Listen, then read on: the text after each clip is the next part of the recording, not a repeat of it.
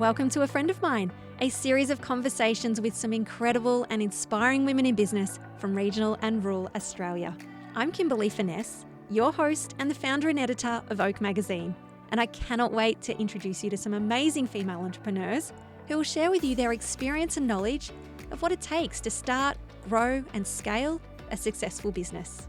So let me introduce you to a friend of mine.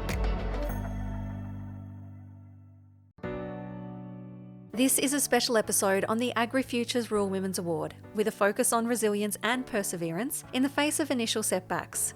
Nikki Davey shares how a supportive network encouraged her to reapply despite her doubts, emphasising the significance of community in personal and professional development. Nikki is the co-founder and CEO of Grown Not Flown, an innovative platform connecting local flower farmers with consumers, transforming the floral industry by promoting sustainability and supporting small-scale growers. In 2 short years, Nikki has not only expanded her platform, but is also gearing up to host her first conference aimed at micro and small-scale flower producers. In this episode, we talk about her decision to reapply for the AgriFutures Rural Women's Award after making it as state finalist in 2022. Despite her doubts, Nikki shares how her supportive network, including key mentors, encouraged her to try again the following year. She opens up about the fears and self-judgment that accompanied her second application, but more importantly, she highlights the value of persistence. Her story is a powerful reminder that success is not always about the win. Sometimes it's about the growth and the community that propels you forward. Nikki now has the crown of 2023 AgriFutures Rural Women's Award Victoria winner and, more impressively, the overall national winner. Meet one of my favourite friends, Nikki Davey. Hello, Nikki, and welcome back to the podcast. Thank you for having me. It's good to be here. It's nice to have you as a guest, and I feel like it does that full circle. We're talking about the AgriFutures Rural Women's Award, and you were the Victorian finalist and then crowned as our national winner. Of course, you've sort of done that little bit extra this year where you then sit on the judging panel and watch that next year come through. So, you know, we've had you when you were a state finalist back in 22, and we'll talk about that in a moment. That year that you won, and then the year after. So I feel like this is full circle. Yeah, it definitely feels full circle too. So it's good to kind of be on the other side of it now and to not have those formal responsibilities anymore and just get to enjoy the ride. Enjoy the ride. I love it. And it is a ride and it's a journey and a roller coaster, and they're always the words that we attach to it. Now, you're a state finalist in 2022. It's how we met. You have talked in the podcast previously that it really wasn't the right time for you anyway, like when you reflected back. What is it that inspired you then to reapply for the AgriFutures Rural Women's Award for another year? I really didn't want to reapply for another year. I had some very, very, very great people in my life that came as a result of going through the Rural Women's Award program that really kind of pushed me and encouraged me to reapply for a second time. And Catherine Marriott, she was the person really that just kind of like kept tapping me on the shoulder, kept checking in, have you put your application back in again? And I think had it not have been for her and her persistence in making sure that I reapplied, I wouldn't have done it. I think that it was an amazing program to kind of go through, but there are a lot of demons that sort of circle around in your brain with these things. Is that, what if you don't win? How am I going to feel? Is it going to be really kind of embarrassing? What are people going to say? But I think that all of that noise that comes from sort of trying to reconcile or make that decision about reapplying and going again, it is just noise. I still had a lot to learn and I had a lot to sort of gain from going through the process, and I just had to get out of my own head. And when you say get out of your own head, I feel like that's a really good way to describe it, because sitting from the outside, I'm not embarrassed for you. I'm not thinking, oh, and what if she doesn't win? She's just no good. Do you know what I mean? Like, that is definitely some internal dialogue that you're having. I absolutely agree with you. And because it's the same thing, when I look at other people that do those same things, I'm the same. There's no judgment there. If anything, I think that's amazing. You go, you get that thing, you know, and it's that resilience and that go-getter mindset that is part of the reason why you admire these people that kind of go back and keep going and do the things that they say that they're going to do or that they want to do. Now, how was your experience from that first application? How did that sort of shape your approach to that the next one, which happened to be your winning one? The first year that I applied for it, I very much didn't sort of understand the program, or I was looking at it. I wanted to apply for it on behalf of my co-founder and my cousin, Jade. And the reason being is that I never wanted to be the face of our business, or I didn't want to be kind of like, I'm someone that likes to be in the background and does the things that makes the things happen, but I didn't want to be the face. And so even that first year, it was sort of when I went to do the application and I saw the questions and I realized, actually, I'm going to have to do this for myself because I can't answer these on behalf of Jade. So the next year when I kind of came back, it was like, all right, well, I'm applying for this for me. And I think that first year I've sort of spoken about it as well, but I didn't quite know how to talk about our business. I was still working full time in corporate and I didn't quite know how to talk about the business in a way that I felt proud of it. It was kind of like, oh, I did this thing, or we're working on this thing on the side, and like, it's kind of cool, but also like, don't look at me. I don't want the attention. Whereas the next year I really lent into the process and the program to be able to kind of leverage it and use it to get our business name out there and to get the recognition, or the, people being able to see the brand and or looking it up and seeing that it's got a little bit of legs to it as well. So I was able to use it in a different way the second time. In a way, that is definitely one thing that is unique about the award, and something, if I was to give a tip to someone applying as a state chair, it would be focus on yourself. Like, it is okay to say I've done this, I've done that, rather than we do this and we do that. In Australia, we have the tall poppy syndrome, and it's just so interesting that we take that back seat.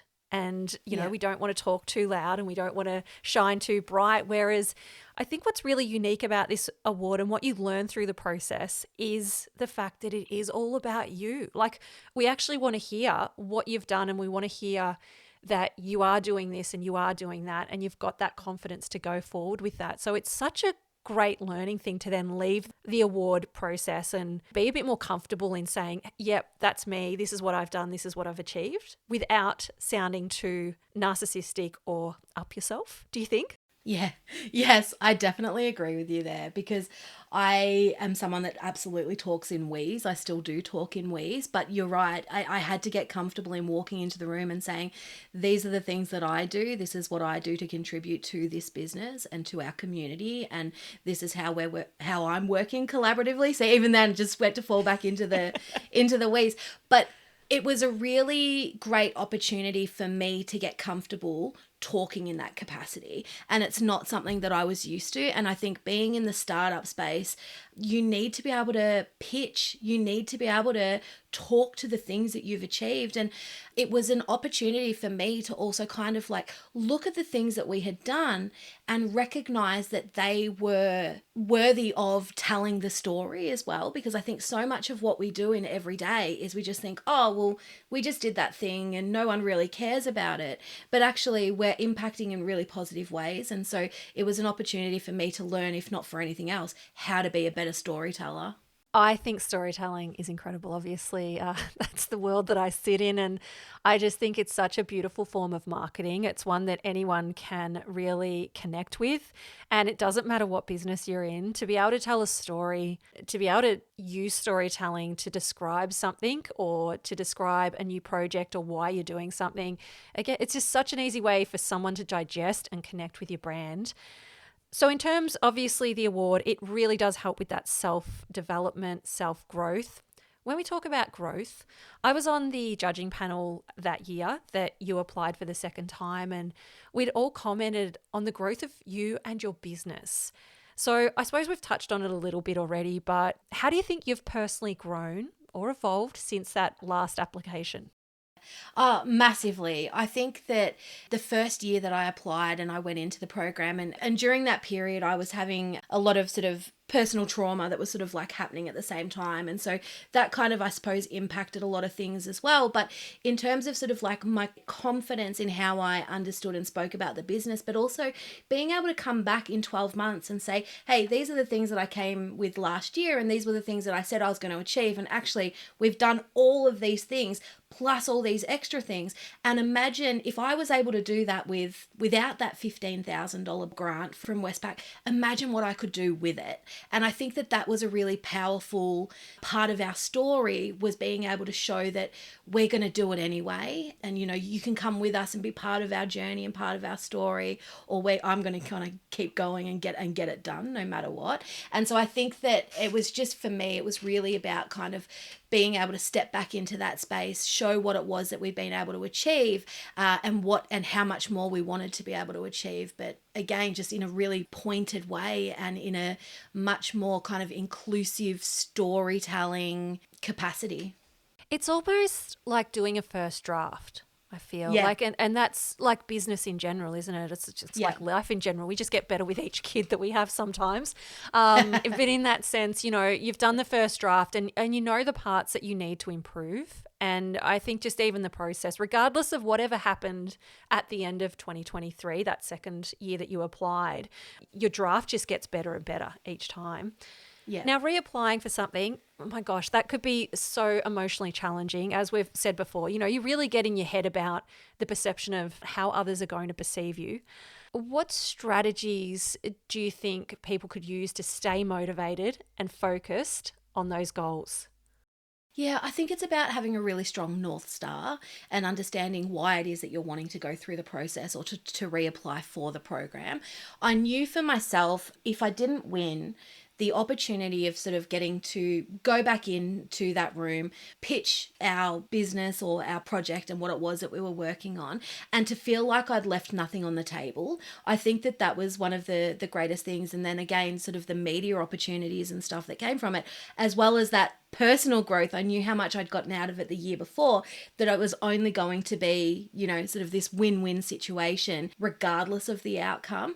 And I think that part of that process was reconciling with myself that, like, if you don't win, that's okay, because actually you've met these really great people, your community or your network has become bigger, and I've got to learn more about myself, got to the opportunity to share our business and what it is that we're doing and the flower community and why people should care about where their flowers are grown and all those sorts of things. That it was mostly, just about kind of like reconciling what it was that I wanted to actually achieve out of this and redefining what success looked like from going through that process again.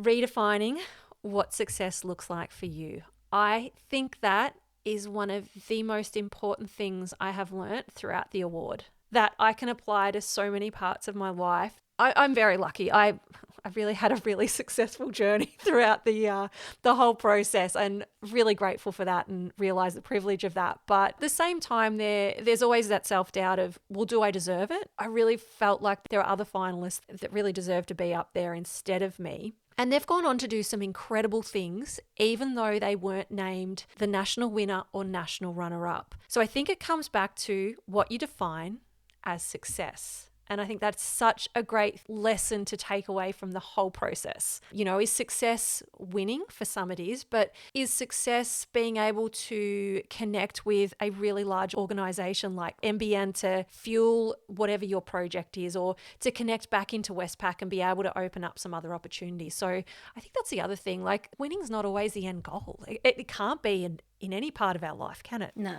And I actually think, like, and I don't know how your cohort was, but the national finalists for me, our cohort was really, really close. And we still have a group chat. We talk almost every day in some capacity, and we're really, really kind of supportive and each other's biggest cheerleaders. And I think for us, it didn't matter who actually was stood on stage as the national runner-up or winner, because we'd already won, you know. And I know that sounds really, really kind of corny, but it is just that network or that community of like-minded women who just want to cheerlead at each other and help open doors that you didn't even know existed. And that's been probably one of the greatest gifts for me, and it's the gift that continues to keep on giving. And I would actually say that I've got more out of having, like, what they deem corridor conversations from going to an event and just meeting people, speaking to people, or someone saying, hey, I need to connect you with this person, doing an email introduction. It's been incredible. And this week as well, this week especially, so much has opened up for me this week that has just been from somebody sending an email saying you need to meet this person, that then leads to the next conversation, the next conversation, the next conversation. And that would have happened whether I won or not. And that would have happened whether I was the state or national winner, no matter what, because that's who I've met as part of going through this program. Yeah, there's no price that you can put on community and your network, really, is there? So if we were to look at business, Nikki, because that's what we do day in, day out, what's your advice to other businesswomen who are facing challenges and thinking about giving up? Like, what have you taken from the awards experience that you could apply to that? I think the biggest thing is that we're so much more capable of what we think we are, and we have the ability to kind of pick up and keep going and get things done even when we don't want to, or even when it feels a little bit too hard. And sometimes it's just about holding space for yourself or for other people and just keep kind of shuffling forward no matter how slow that shuffle might sort of feel. And I think that that's been one of the biggest things for me, is that the last sort of 12 months especially have been really sort of busy, extreme highs, extreme lows.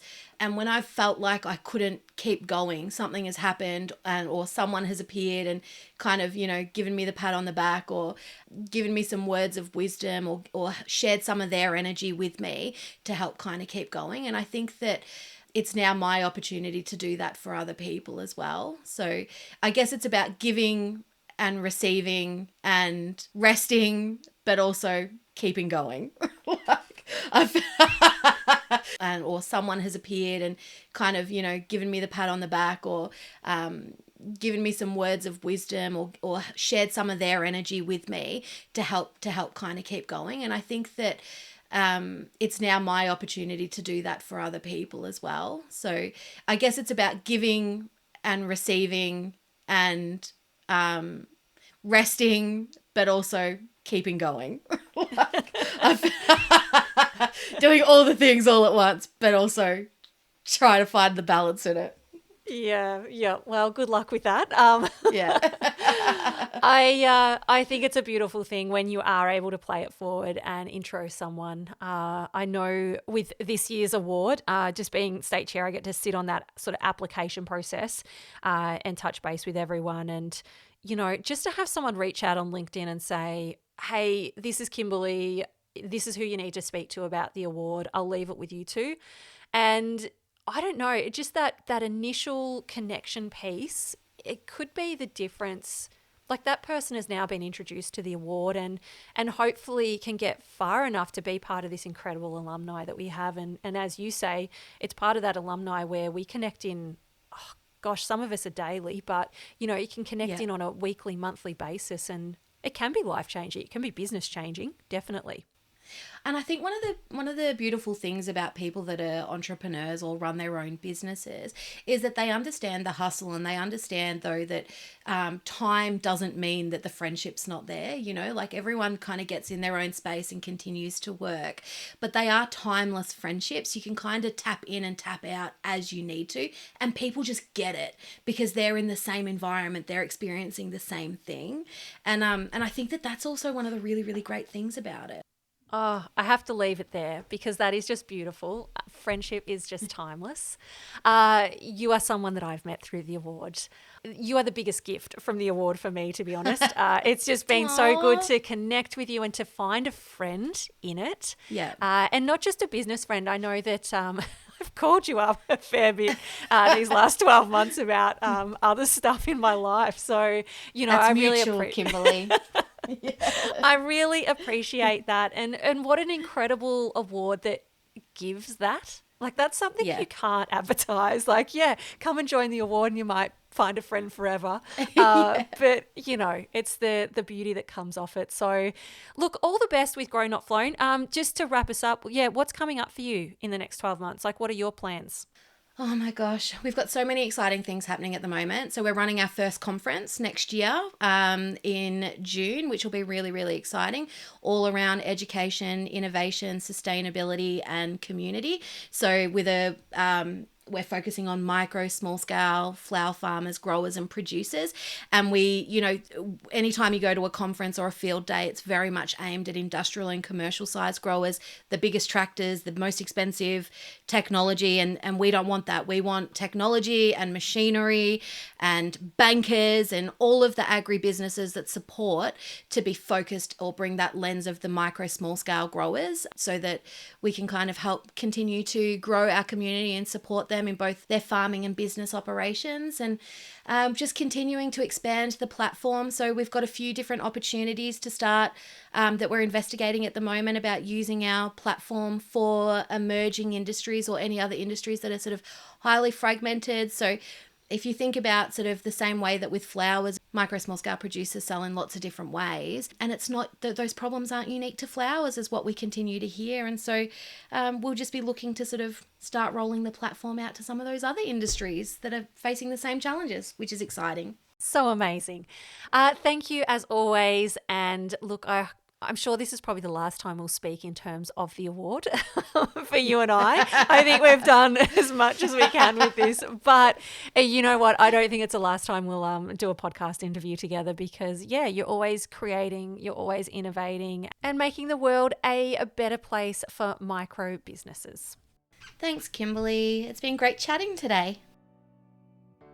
Listening back to this episode, one of the standout lessons from Nikki's journey is that sometimes the first try doesn't always lead to the outcome we hope for, but it can lay the foundation for something greater. Reapplying for the AgriFutures Rural Women's Award wasn't just about winning. It was about learning, growing, and realising what more she had to offer. That persistence, the courage to try again, is something that we can all relate to, whether in business or life. We referred to that first application as a first draft. That's something I think we can all take on board because so much of life is like the first draft, imperfect, but necessary to build on. The key is to keep refining, keep growing, and not let fear stop us from submitting that second draft. It's through those iterations that we not only improve, but we truly understand our own potential. Finally, as Nikki shared, it's not always about the title or the win. Sometimes the real victory comes from the journey itself. It's about redefining success, building a supportive network, and embracing the process, no matter the outcome. Every step, every first draft, brings us closer to becoming the person we're meant to be, and that's something definitely worth celebrating.